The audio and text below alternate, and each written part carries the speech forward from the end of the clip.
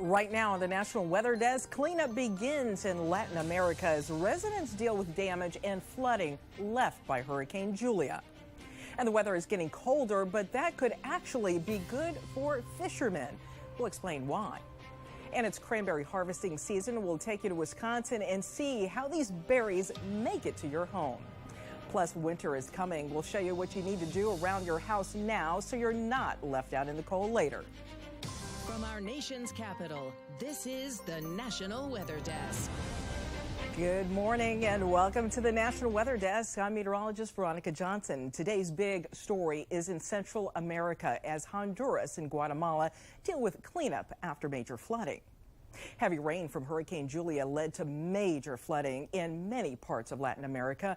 As the hurricane was downgraded to a tropical depression and left the area, authorities warned that dangerous conditions could persist. Guatemala declared a 30-day state of emergency to help authorities deal with the cleanup and residents to survey that damage. Julia is the latest storm to bring flooding and destruction to the Americas. And the numbers for damage from Hurricane Ian are coming in. And right now, the damage is an estimated $67 billion. And for many in the area, the financial impact will fall on them due to a lack of flood insurance. Now, with some better news, despite Ian's widespread devastation, one town was able to survive the hurricane with little damage. Babcock Ranch is a community just 12 miles from Fort Myers, where Ian made landfall. A planned community of more than 2,000 homes, Babcock Ranch retained power throughout the storm. Credit being given to the fact that the community is 100% solar powered. Built in 2018, the community uses streets as floodways, exceeds Florida's building codes, and uses native plants to the area species to control flooding. Currently, 5,000 people live in the community with a goal of growing to some 50,000. Well, fishing is a well-known summertime activity, so as temperatures drop, many plan to put away their fishing gear for the winter season. But could the season just be getting started? As Baltimore meteorologist Amy Aronson learned, the colder weather might improve your chances of snagging the big one. Meteorologist Amy Aronson here off the Susquehanna River in Darlington, Maryland, where you can actually fish all year long. Dave McCullen breaks it down for us season by season. Okay, fall's a perfect time to start. Obviously, the weather's changing and the temperature of the water is dropping.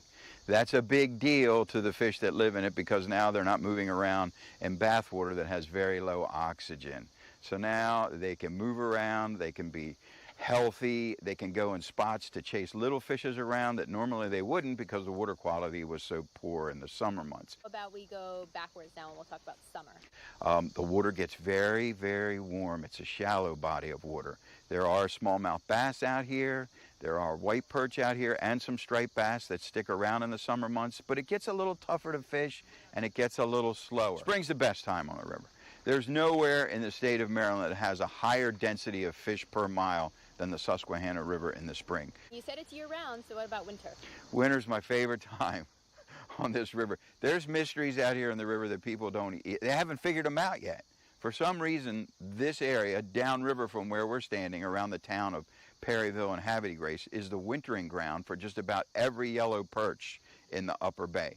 They come in stage. They don't spawn here in the river, but they come in stage in the deep canyons off of Garrett Island.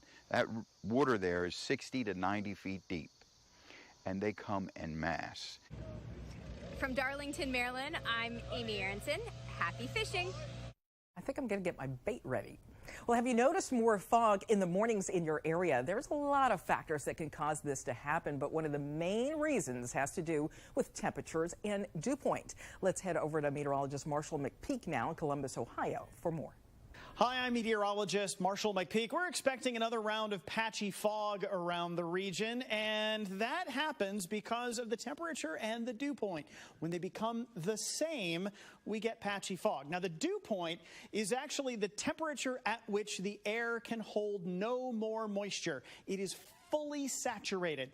If you add any more, then it begins to condense. So we end up with clouds or rain droplets or fog, which is just a cloud on the ground. Dew points tend to stay relatively steady. Temperatures move a little faster. So usually what happens is the temperature will catch up to the dew point, and when they're the same, we end up with all of this fog. Now, in your neighborhood, the way that happens is on a nice afternoon, we get lots of heat, and the sun provides all the heat that the grass likes and that warms everything up. But with a clear sky, that heat radiates away.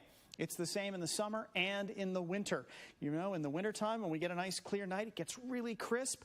It's the same situation. We're radiating away the heat.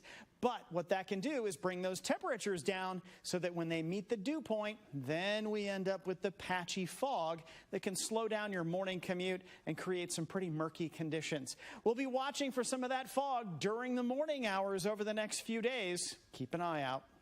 The weather has a lot to do with what's on your dinner table and how some of you might choose to wind down after a long day at work. Maybe it's a glass of wine. In Michigan, grapes are being picked off the vines right now. They'll keep at it until the first week of November. Let's go now to Traverse City, Michigan. Meteorologist Heather Brickett took a trip to the vineyards to find out how the grape harvest is doing. There are more than 150 acres of grapes that are being harvested now for both Good Harbor Vineyards and Aurora Cellars. Row by row, the grapes are picked off the vines by hand or machine. We're actually harvesting Chardonnay for Blanc de Blanc, so a bubbly product that we make. So we're at a site here in the middle of Leelanau Peninsula where we're actually both machine harvesting and hand harvesting. Most vineyards have harvested for the bubbly wines last week, and this week the still wine harvest starts. And so far, the grapes are looking good, but there were challenges with the fruit early on. Normally, we have all these different varieties, and they all kind of have their own timing. This year, everything came out at once. And so we had to catch up and make sure we could do everything that we need to do on the vineyard to make sure everything is properly trained and ready for the season. It's not necessarily a bad thing, but we definitely had to improvise. We weren't ready for that. That's the same with every year. Every year there's something that surprises us, so. Perry says that the ever-changing weather of northern Michigan always keeps things interesting on the vineyard. We're fairly used to the craziness of Michigan weather. That is sort of like, as a winemaking team, that's what you have to be able to do is improvise, because we're gonna get crazy weather in Michigan. Every area, every region has their own thing that they struggle with. Each vineyard that Perry manages has its own weather that they have to deal with. Every vineyard has its own unique little microclimate. They have their own unique varieties we have at each site. So it's fun just making wine with all these different varieties. It gives me a lot of different chances to, create something new. Even though inflation is impacting everything in our daily lives right now, Aurora and Good Harbor Vineyard says you won't really have to expect to pay anything different than what you did last year for the same glass of wine. One of our meteorologists recently received a very interesting photo from the woods, and it piqued her interest. For more, we turn now to Christina Anthony in Kalamazoo, Michigan. It's spooky season, so we shouldn't be surprised that Brenda England found this candy corn looking fungus growing on a tree of hers in Michigan. I reached out to Western Michigan University graduate and local mushroom expert, Chaotic Forager, to find out what this thing is and can we eat it? The answer is surprisingly yes. It's totally edible and apparently very tasty, called chicken of the woods. Would you give it a try?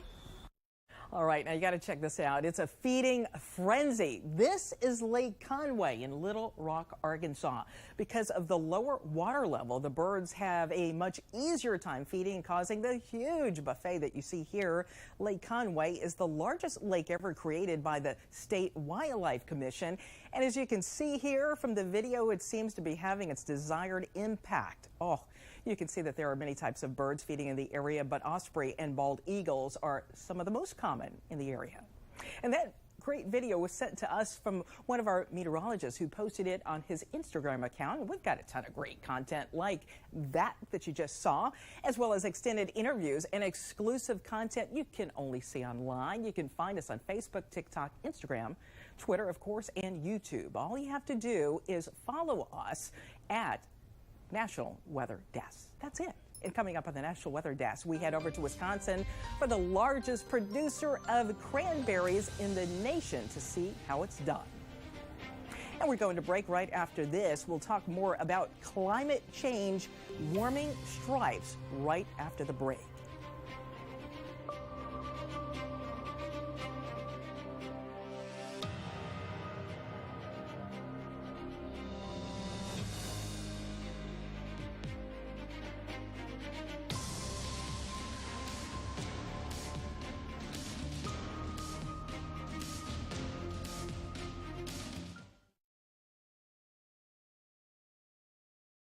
I'm meteorologist Charlie Lopresti. Look at the Northeast. Most areas are waking up to temperatures in the 30s early this morning. Afternoon temperatures, they'll make a run at the low 60s with a few spots hitting the low 70s. We'll enjoy a lot of sun this afternoon.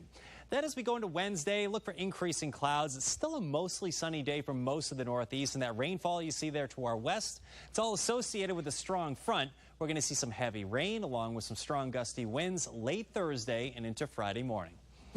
I'm meteorologist Jonathan Myers, and here's a look at the Mid-Atlantic region. Up and down the 95 corridor, starting off with some 40s and 50s about 9 a.m. By lunchtime, well into the 60s, and some 70s popping up during the afternoon, and that's all part and parcel of our latest weather maker, fair weather high pressure. So after a chilly start, a beautiful finish. Get rid of those jackets and put on the short sleeves for the afternoon.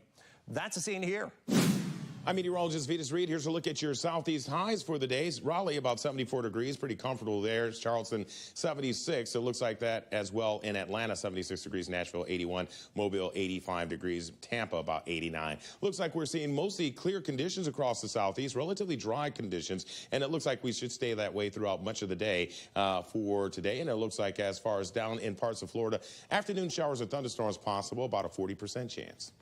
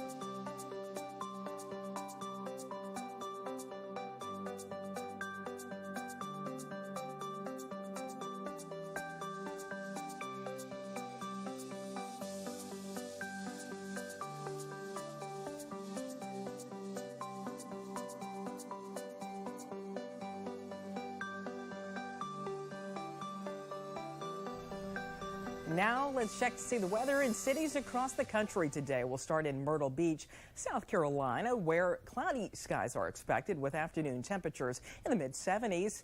A look at downtown Syracuse, New York here. Partly cloudy skies later today with an afternoon temperature in the lower 70s. And here, a great view of the Mackinac Bridge in Mackinac City, Michigan. High temperatures today will be just under 70 degrees with clear skies, and that means sunshine. And then finally, New Bedford, Mass. Mostly sunny skies in New Bedford, Massachusetts today with a high temperature of 67 degrees. Well, last week was cranberry harvest time in Wisconsin. Did you know the Badger State is the nation's leading producer of cranberries? Eric Peterson from Green Bay takes us along to see how the berries are harvested. It's a sea of deep red about as far as the eye can see. It is harvest time. Everything we've done for the year comes down to about a week of prep. Cranberry grower Wade Brockman says after this 3.5-acre bog is flooded, berries raked from the vines, his crew creates a floating yellow corral to gather the buoyant berries.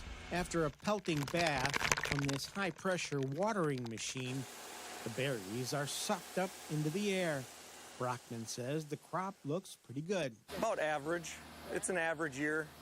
Nothing too spectacular, but still good. We're quite a bit better than last year, so that's a good thing. Wisconsin State Cranberry Growers Association Executive Director Tom Lochner says the Badger State still leads the nation in production by barrel, and the tart treats are being marketed around the world. About 35% of the crop gets exported now. Our largest market is the EU and UK, so we see a lot of fruit growing into there. Lochner says berries are being sold in India and Japan, too.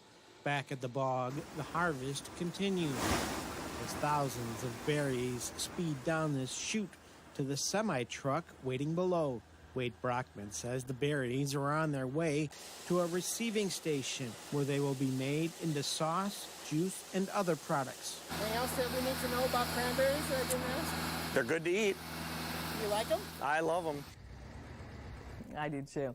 Have you heard of warming stripes or climate timelines? Now, people have tried different ways to show the changes in temperature in our climate, but nothing has been as successful as warming stripes. Our Emily Gracie sat down with the inventor of climate stripes to find out what they are and how the idea came to be. So they're just a very simple representation of how temperatures have changed on our planet over the last 170 years.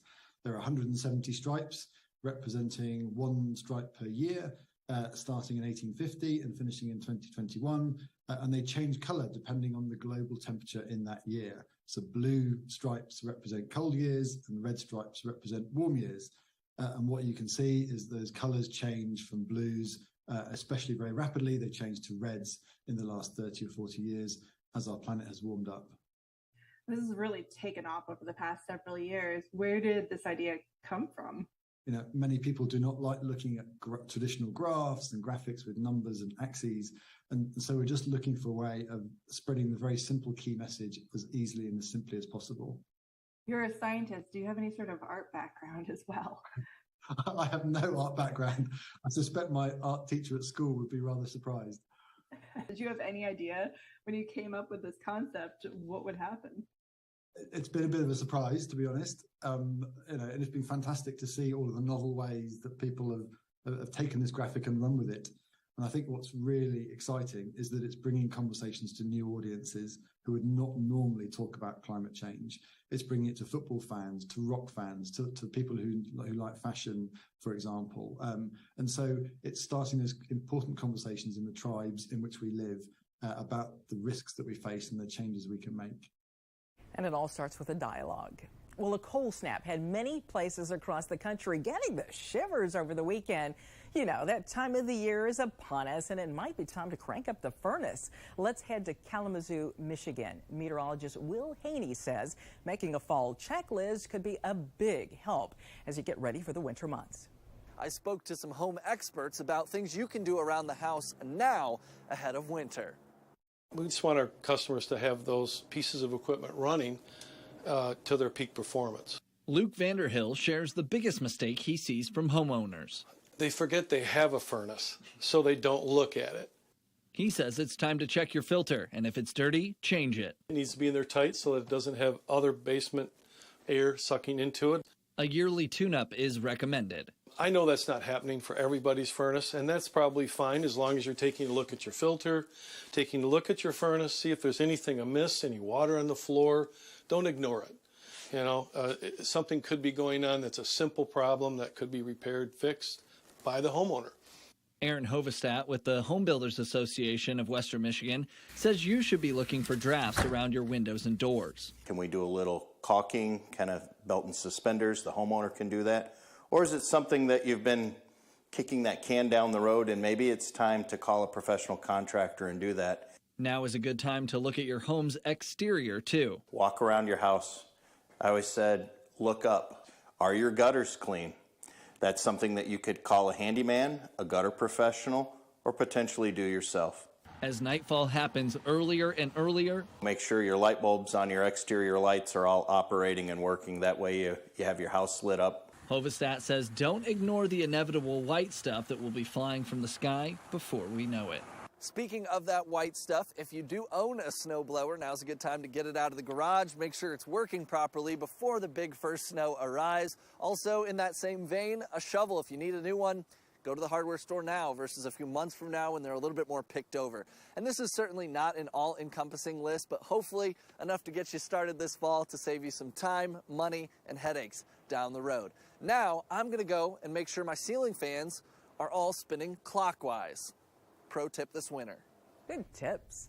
Hey, listen, we've seen plenty of images of the Hunter's Moon, which peaked over the weekend.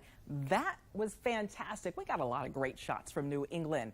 Meteorologist R.J. Heim is in Providence now with the details. You know that New England is known for its foliage and its scenery and the ramp up to Halloween. You know, it all dates back to the 1600s up this way. Add in a full Hunter's Moon and you get some fun. Check out this shot from Alexander Babavulik. Someone doing the moon dance with the full Hunter's Moon rising on Block Island, Rhode Island. Not to be outdone, this view from Konnippicut Point of Konnippicut Light in Warwick as autumn takes hold. We love to show off America's beauty, and sometimes the best way to do that is to soar. This morning, we take flight in Bristol, Virginia.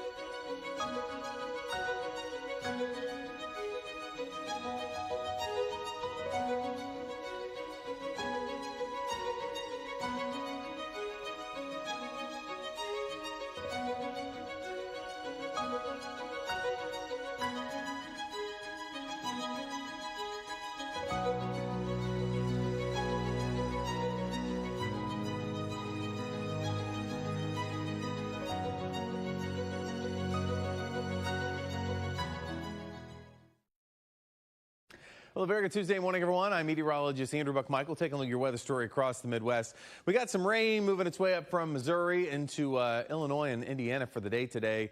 As we continue on into the afternoon, some of that rain continues to work its way to the north into Michigan. So today, we're going to be dealing with a lot of temperatures in the 70s and even some 80s. Tomorrow, though, we're seeing more of that rain moving its way towards the Ohio Valley for your Wednesday, and it continues moving out to the east by Thursday with cool temps. Well, a good Tuesday morning to you. I'm meteorologist Chris Suchan. Look at our forecast today across the region. A couple little showers, patchy clouds through the front half of the day in Texas and Oklahoma through the afternoon, 70s, and highs will be in the day 80s. A frontal boundary, next weather maker coming down on Wednesday. Drier air, a little bit cooler in Oklahoma. Dallas could get a shower or thunderstorm with that front, and it'll work its way towards the Gulf Coast by early Thursday. That's your forecast across the region. Hi, everyone. Meteorologist Kristen Clark. As we track the weather makers across the West, well, there is going to be a cold front moving through the northern Rockies. On the backside of that boundary, gusty north winds, cooler conditions across Montana and Wyoming, and maybe even a little bit of mountain snow around 6,000 feet for the northern Rockies. That's a possibility as temperatures stay in the 60s, Missoula, Jackson, but still feels like summer in Las Vegas and Phoenix with high temperatures in the low 90s. And that's a look at the weather from here.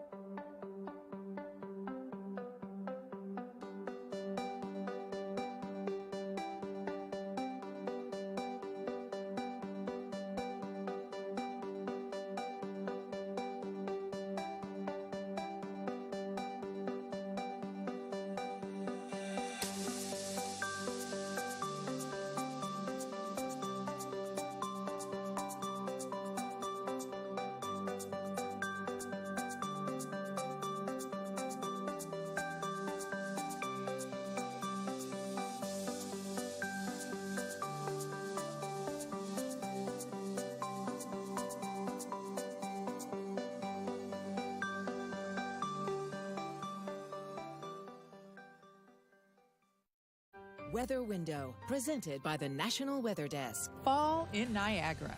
Underneath the clouds, seasonal colors accompanied by mist from the water.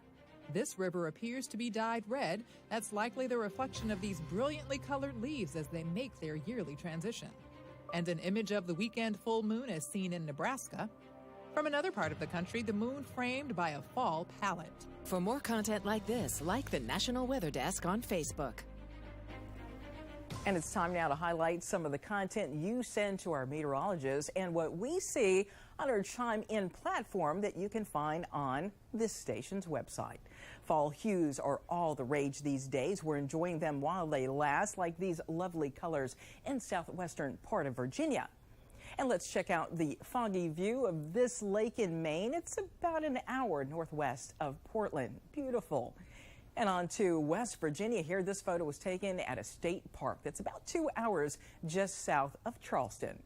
And we'd love to share your weather content on the air. You can find us on all of your favorite social media platforms, including Facebook, Twitter, Instagram, TikTok, and YouTube. Just search at NatWX Desk or National Weather Desk. And we'll be right back after this short break.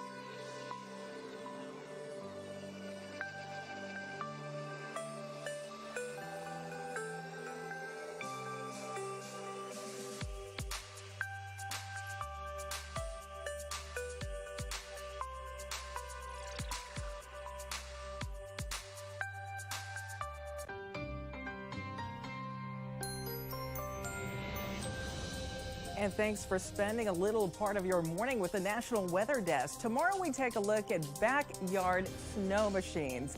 I'm meteorologist Veronica Johnson. Make it a great Tuesday and keep an eye on the sky.